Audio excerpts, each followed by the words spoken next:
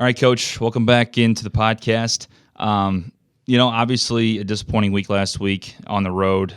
You guys, however, we keep talking about it, and I know as a coach, you guys want to get past the fight part and win games, but the 3 games you guys have had against non-conference opponents, you mentioned before the season started and in our first episode that these non-conference games aren't going to be easy. They're going to be against ranked teams and teams that have fantastic fan bases, and you guys have been close in every single one of those games. I want to hear your takeaway from last week. Some positives, some negatives. What were your thoughts? Well, to that point, like I told our team in the team meeting, and sometimes, saying things that we say in a team meeting might sound like it's being justified to our fan base. I want to, first of all, if the fans and our expectations are as high as what they have on us too. And so, but sometimes when confidence can be shaken a little bit, I tend to look at things glass half full.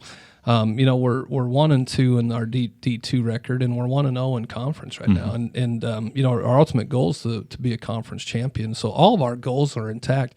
I also reminded them that our non-conference schedule in the D2 part of it, not taking out Eastern Washington, but the record of the teams we've played in our non-conference schedule are 6-1. So we've played two very good Division II opponents, and part of that strategy is to get us to understand the level that we got to play at. So some of our other teams that are in our conference that might have better records than we have.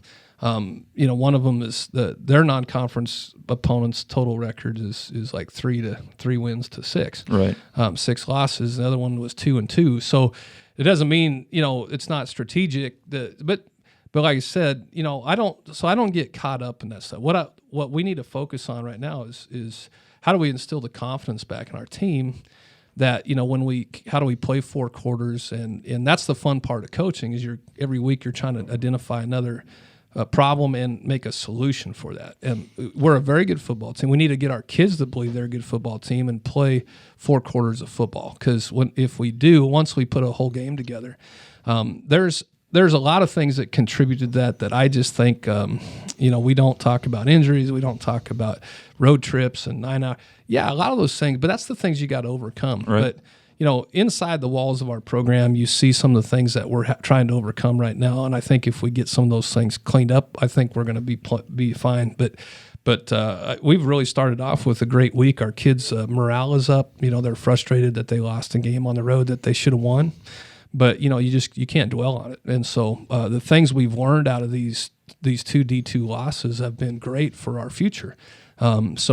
Those that want to second guess, and I get it. That's what fans do. But from inside of our walls of our program, we're still highly optimistic. All of our goals are intact, and you just got to regroup and go back and learn from those lessons and modify. We as coaches, we got to take. It starts with us. It starts with me at the top to say, okay, we got to change something. We got to find out. We really listened to the players this week to say, hey. We kind of had a little humility was our word of the week from coaches, from players, and everything. Hey, let's hear from everybody to say, how can we get better instead of just saying, hey, you guys aren't doing this, you're not doing that, you're not doing that. Sometimes we got to look internally as a coaching staff. What can we do to help you guys? And man, that was awesome. It was an awesome and positive, productive meeting. And I think it's really helped. I think that's why we had a really good practice yesterday. Well, and like you said, it's about, putting that positivity into them that, there's been some mistakes along the way, but there's been a lot of positives as well. And there have been close games. And, what was, I guess, the message? You kind of talked about it, but after the game directly, obviously they're upset, they're fired up. What was your message to them? Well, and I think at first, I think a lot of it was just reminding them how much we believe in them and, that, hey, for some reason we're losing focus when we get leads. And I mentioned that I'm disappointed in, when we go up 14-0, why do we lose our edge? Why do we lose our because we lose concentration. We start having conversations on the sidelines. I think we start to feel like, well, this team's done, we're going to win. And so until that's what I talked a lot about, is just saying, hey, until you guys really stay focused for 4 quarters and know that you're playing guys that are on scholarship too. They're going to come back if you lose your edge. Right. And again, we learned a valuable lesson in doing that. So it's just when the momentum shifted back, all of a sudden now we go to a team that doesn't believe they're going to win. They're going to hope they win. And there's a big difference between hope and belief. Right. And that's what we talked about. We got to go into games believing we're going to again win, not say, hey, we got a lead. Let's hope the time runs out. And that was our message this week. You mentioned that the team obviously is a good practice week. You guys had a lot of communication with them. What else did you see during the week of practice that was pretty positive? Well, like I said, I think I saw a different energy. Mm-hmm. I think we have to remind our guys. I think part of this was, and I have been criticized before publicly, and I've had coaches tell me that my philosophies don't work. I think I go back to, Coach Eastman brought up a great video on Sunday and sent about the Philadelphia Eagles when they won the Super Bowl and how, if you remember, the start of their season wasn't going well. Right. It was the head coach that finally humbled himself to listen to his unity council and say, hey, coach, these are the things that I think can work. And some coaches, it's like, hey, you're the player, I'm the coach. I know more than you. Just submit. And sometimes people leave. But is there nuggets of information? And I think the fact that we listened to some very valuable things that we discovered from our team that we can help them with, I think energized our guys, and I think it just reminded us and let them know that we're here to help them be successful. And I stand behind that approach. I think it's great, and I think sometimes that can signal weakness. Well, Sure. You're out of control. I totally disagree. We're here to help manage these guys to win games. We got to set the direction. We got to set the game plans, but it was very productive. Well, when you have a team, too, that sometimes it takes them 6, 7, 8 weeks to get where they want to be, you guys are pretty close to where you want to be. And then you also got that fire in your stomach now because of some close losses. Yeah. So it makes it very dangerous combination coming into other teams' fields the next couple of weeks. Well, and we've got to get those wins. I think we wouldn't be sitting in this boat. I mean, if we pick off that win against Midwestern State, I think our confidence rises. I think we finished the second half against William Jewell. Our confidence rises. But when you have those almost, I knew coming to Lindenwood, the biggest battle is going to be to get a team. We knew we were going to get better, but we got the belief system. Sure. It takes some of those wins. Like our Missouri Western comeback last year, it really helped energize us going into the offseason to taste that. So, patience and everything. All of our goals, I know experts and people that think they know or, have already written us off. But you're going to have that, like you said. Yeah, it's going to happen. Yeah, I've been blessed to be a part of playoffs as a coach with 2 losses. Where I came from in northern Colorado, I remember that one of the national championship teams that I wasn't a part of, it was a couple years before I got there, but I remember them starting the season off 0-3. And turned it around and went and won the national championship. So, we control what we can control, and I've appreciated the support of the encouragement from our fans and people that can see that we still have a team that's fighting. Oh, for sure. They almost feel for them because they see that they're out there giving their best efforts, and the things that we can control are just a couple. We've had back-to-back personal fouls in key parts of games that are unacceptable. 2 of their scoring drives came from a shank punt and then a little bit of a return plus a 15-yard personal foul that put them on the plus side of their plus side of the field. And they ended up scoring off of both those. So, there's 14 points there. Those are things we can control, and that we have put the accountability from our team to not accept those, not just from coaches, but our internal leadership has started to hold our team accountable for those types of things. We just got to fix those little things that we can control. And what's so great about it is there's so much time left in the season. Not only that, but you now kind of shift. You have one more big-time non-conference game against Saginaw here at home. But you got the rest of the games in the GLVC. I mean, it's exciting to be able not only to be undefeated in conference right now, 1-0, but now you get a chance to focus on the conference schedule. So it's just there's so long left in the season. And like I said, there's so many positives that I think 2-3 years ago with this program, we didn't see those positives until the last couple of weeks. And here we are now in week 5 with a chance to really get going. Yeah, and I think once our kids, I think on Monday when I showed them, here's the deal. Our record says 3-1. One of those was an FCS Division I program. I said we're 2-1. I told you about the records of our non-conference team. We're playing good non-conference teams. That's getting our minds ready for our goals to get to the playoffs. I don't want to put teams on our schedule where I look at their records and think, hey, I think we can get a win here. Right, yeah. I don't think we're preparing our team. Well, our mindset has to be, we don't care who we play. We want to beat that team. Mm-hmm. And so when they saw that, oh, yeah, we're 1-0 in conference, we're 1-2 in D2, and there's all these games left. I think that energized them to go out and practice and not hang their heads and feel like all their hopes are gone. Sure. Sometimes you just got to remind them that it's not, the sun's shining and it's not as bad as you think it is. Right. It's just losing isn't fun, and it kind of with football you got to wait 7 more days. Sure. Sometimes in other sports we get one the next day, we can bounce right back. So you got to dwell on that, but you can't let 2 losses, one loss defeat you, and the next one you got to turn the page. And I was really pleased. We'll see if we match that kind of practice today. Going back to last week, just game-wise, the defense, especially in the first half, was awesome. I mean, they shut down a quarterback. They shut down the run. Sears, Grady Daniels each led the team with 7 tackles. You get Lloyd and Jordan Perry each with an interception.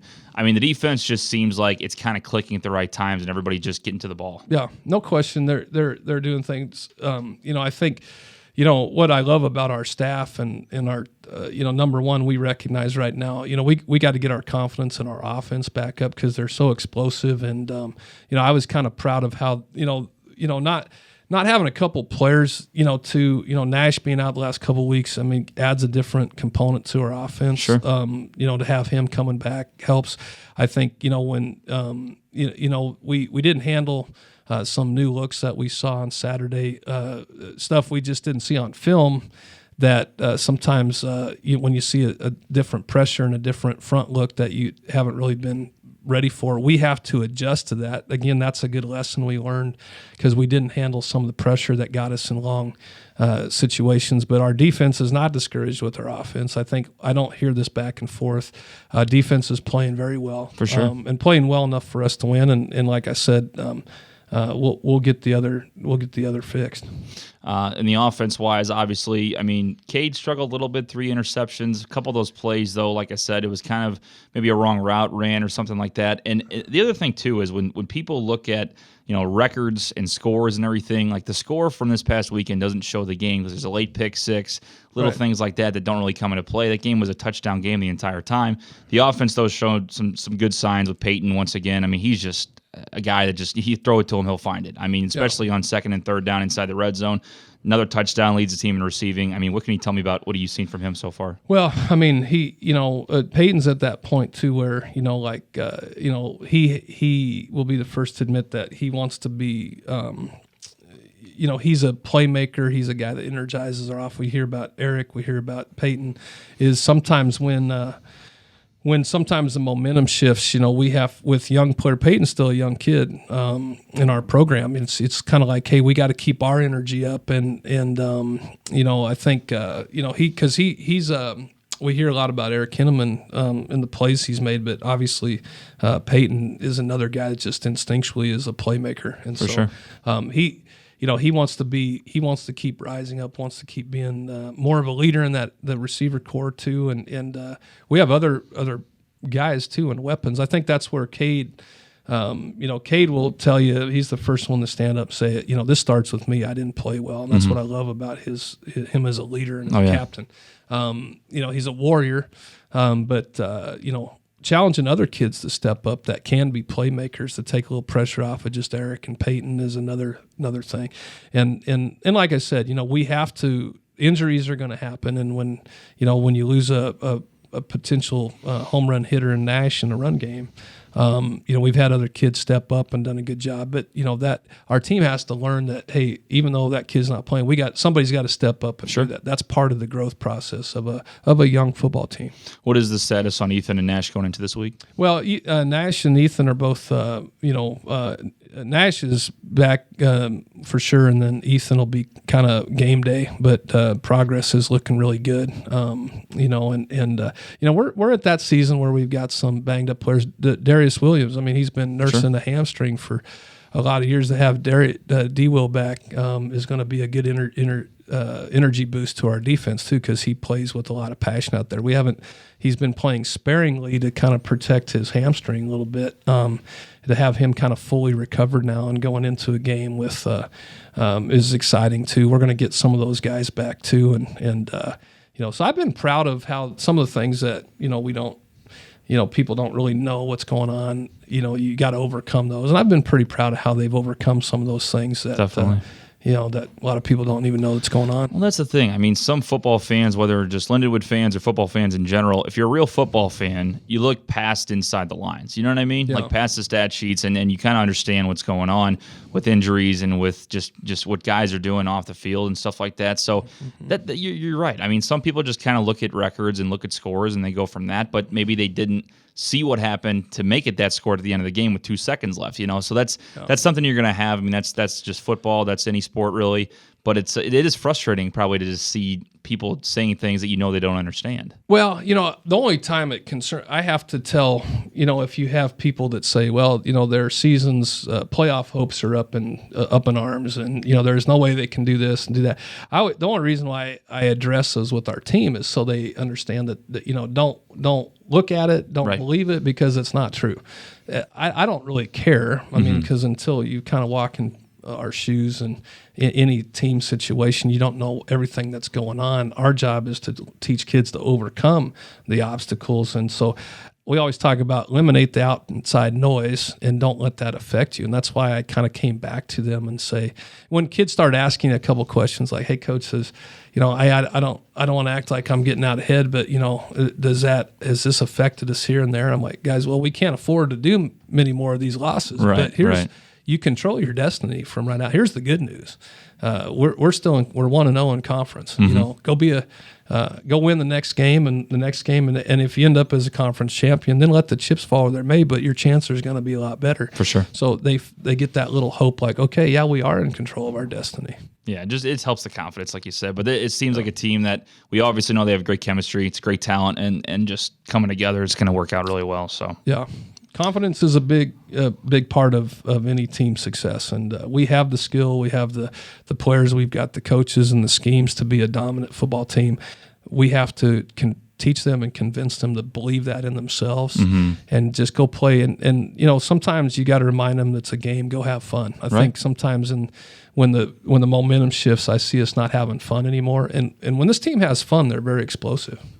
Moving into this week, you guys got McKendree on the road, 1 p.m. on Saturday, October 5th. They come into this game in 1-3. They actually had 3 straight losses, and the first win was last week against Chowan University, a team that has struggled on offense, but they scored over 40 points last week. Big-time passing offense. Quarterback has 10 touchdown passes this season. What are some things you've seen from them early? Well, you just spoke to the quarterback. I think is a good player. They've got they've got a key player on their team that they utilize in a lot of spots as a receiver, as a return game. So we got to pay attention to him. I know their head coach for some time. I know where he comes from, so I know they're going to be coached well in their scheme, and that he's got a good track record of that. And I think this week was like, hey, we're watching the film of the team that we're playing and we're preparing, but our mindset's going to be preparing against the number one team in the country, to have that mindset. So I really respect what they're doing. And again, we don't look at records, anything, because if you look at ours, look at theirs. I mean, it's our challenge is to go on the road and play 4 quarters of football. And that's all we've talked about this week is, hey, this is what McKendree's doing schematically. These are the plays they run. This is how our game plan. The other part is it's all about, I want you to play 4 quarters of football and let the chips fall where they may, and not talk about, hey, let's go win this game. I just want them to play 4 quarters of football and let them feel what that feels like. And I think it can end in a good result if we do that. Definitely. And then that's what you're saying too, is just focus on your own game. Besides, obviously that being the main goal, what are some things you would like to see as a coach personally coming back on Saturday? Well, I think first down, offensively right now, we've had too many either 0 yards or negative plays on first down that puts us in a shorter spot in our play calling on 2nd and long. And so, we've always talked about, we've always wanted to run the ball in this offense ever since we've come here. That's always been kind of a Coach Avorka's philosophy, is that we are a good running team. It's kind of a run first mindset. So putting a challenge on our offensive line and our offense to say, hey, we're not going to abandon this run game. Let's get back to, I think before we kind of took this approach like, well, we're going to pass to set up the run. And we flipped that back around and said, hey, So I want to see more positive yards on first down and not get into so many negative or long yardage situations on second. We've got to do better with our defense. Really made it a goal to have a lot of red zone stops and we had a couple goal line stands there. We had some drives where we held them to 3 points that have been touchdowns in the past. So we're seeing progress there, and then turnovers. I think we haven't gotten the type of turnovers that we need. We got one last week from a defensive standpoint, and we're still trying to emphasize that. So. Number one, really, I think right now is winning first down, and then offensively, when we get in the red zone, that we come away with touchdowns and not field goal opportunities. And so we laid out the 3 simple things that if we improve on, and those are the ones I mentioned, I think we're going to like the result. As far as defense goes, I mean, they've been playing pretty well the entire year, the last couple of weeks especially. I also noticed, against an explosive offense, that rushing game last week for Davenport, it seemed like, the defense was flying around, especially on third down, and that's what made them go 0 for their first 8 on third down. So what are some things you want to see from the defense, not only to continue what they've done on third down, but maybe to continue just on all the downs and keep playing better? Well, I think number one is getting in some throwing lanes. Sometimes the littlest techniques, if you're in zone coverage or anything, is, when kids see that, hey, all week we've stressed, don't turn your back in this situation or anything, and then they see it on film and go, shoot, Coach talked about that has a big key. Stressing those things. We really want to kind of get to, we're running. I can see on film that we're running to the football.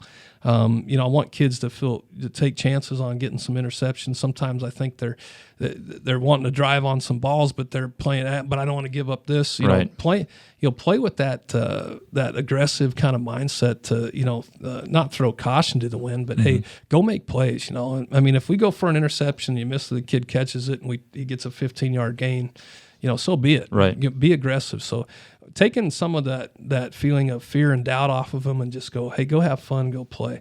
So, defensively, just consistency, I think Coach Inama really talked about is that, not just these little periods in a game, we need to be more consistent. We didn't see anything of a quarterback run game out of Davenport until our game. It just, again, to have coaches go, you know what? Just because we didn't see it on film doesn't mean he can do it. And so there was another lesson we learned. We prepared for a team that just has not run their quarterback, and but what I was proud of is the adjustments the coaches made on the fly in that game to do that, because they started hurting us with the quarterback zone read game that we just haven't seen on film. They'd had this quarterback at Davenport had a history of some injuries running and things like that. In the first 2 games, we just never saw him run the football. Only have negative 10 yards rushing coming into the game. Yeah, I mean, it's hard to prepare for that, honestly. But, every once in a while, you still got to show them that look and say, hey, it can happen. And, again, another good lesson for us as coaches to say, just because they don't show you something on film, with this team, we got to kind of prepare them for a little bit of everything. Right. And, again, it's just confidence. And you mentioned, too, the lessons you guys teach yourselves. So my last question is going to be, not just for the offense and defense, but what are some goals you have for yourself and your coaching staff this Saturday? Well, I think is take some of the 2 or 3 bullet points that this team really, what they kind of echoed to us, that their part in feeling like it can win, and then trusting them. We've talked about trust, and sometimes as coaches we say, hey guys, you need to trust us. To hear some of our players say, Coach, we know you got our back and we got yours. We want you guys to trust us too. So if we go 3 and out twice, let's stick with our game plan. Let's not start to feel like, because sometimes they may feel like we're starting to get conservative in that. Well, so then, what I love about my coaching staff is that they're a bunch of low ego, humble guys. So, when they hear their players saying, Coach, we don't just lecture them and say, well, you just need to do what we tell you to do. So our goals as coaches is to learn from our mistakes, trust in what we're doing, and stick with that, and not panic. There's nothing to panic over right now. We've lost to 2 good football teams. Absolutely. One on the road and a 9-hour bus trip, and sometimes that's mental toughness sometimes to overcome those things, and it's just putting 4 quarters together. The Lions play their second GLVC contest of the year as they'll head out to McKendree to face the Bearcats at 1 p.m. on Saturday, October 5th. You can catch all the action on 89.1 The Wood or 89.1thewood.com. Coach, once once again. Appreciate your time as always, man, and good luck this Saturday. Thanks, TJ. I always enjoy it.